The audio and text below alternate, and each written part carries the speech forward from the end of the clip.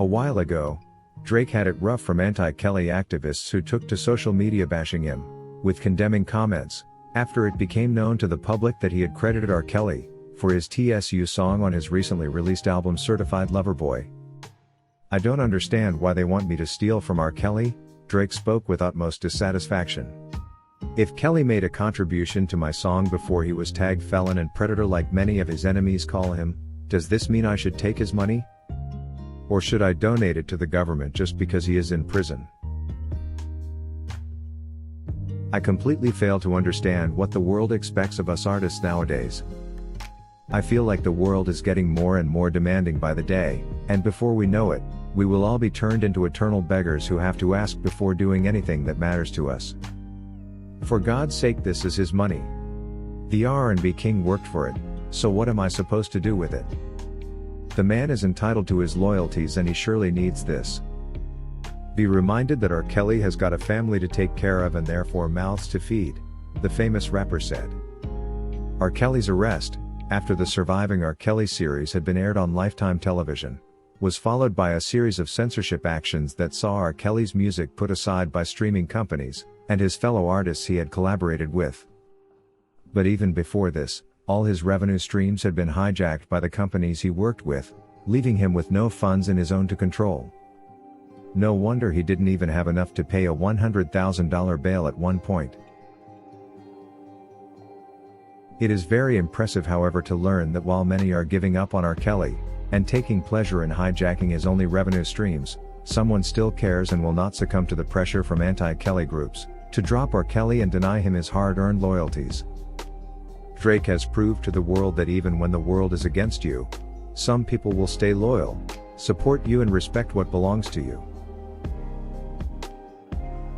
What bothered haters the most was the possibility that R. Kelly could earn from this song and loyalties for his contribution.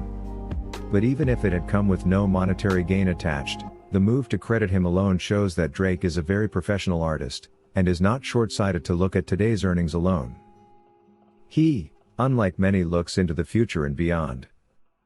Drake knows well that today, R. Kelly could be in prison, but who knows, tomorrow, things could be completely different. Well, now I am learning that there is always that good person that will differ from everyone else. While many show that they don't care about R. Kelly, some people actually do.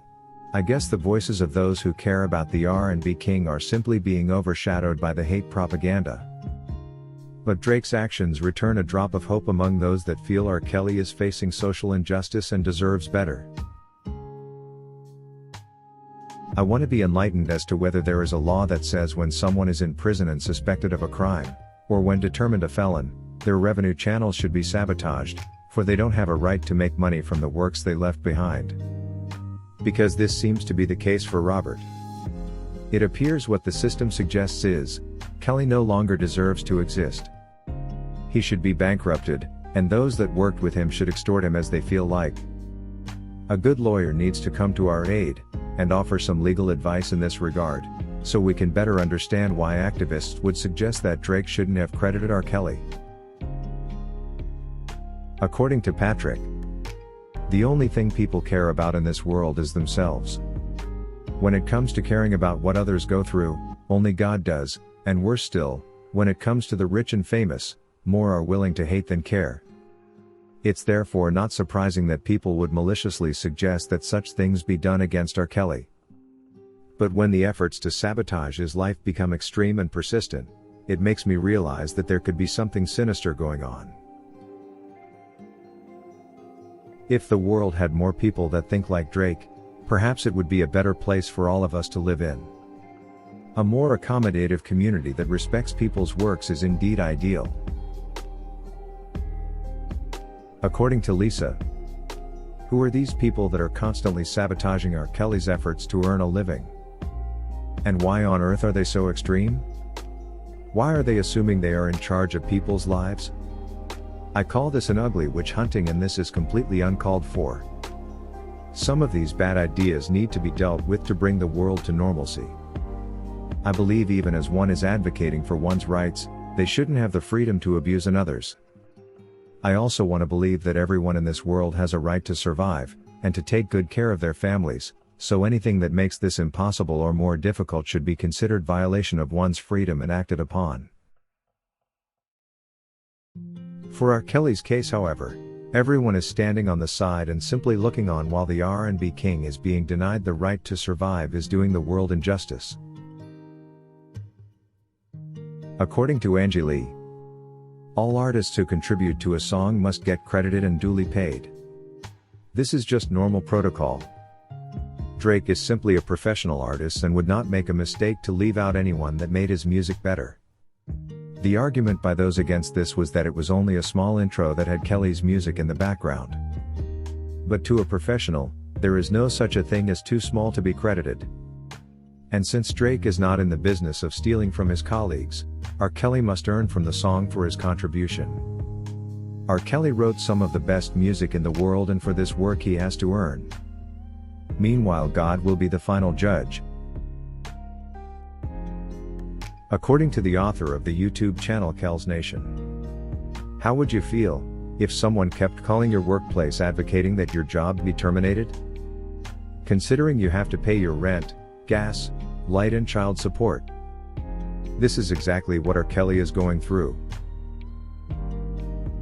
According to Letiqua Hayes, anybody who has written songs not only for himself but for others, and other musicians are going to sample his music must be credited, regardless of what the world thinks about it.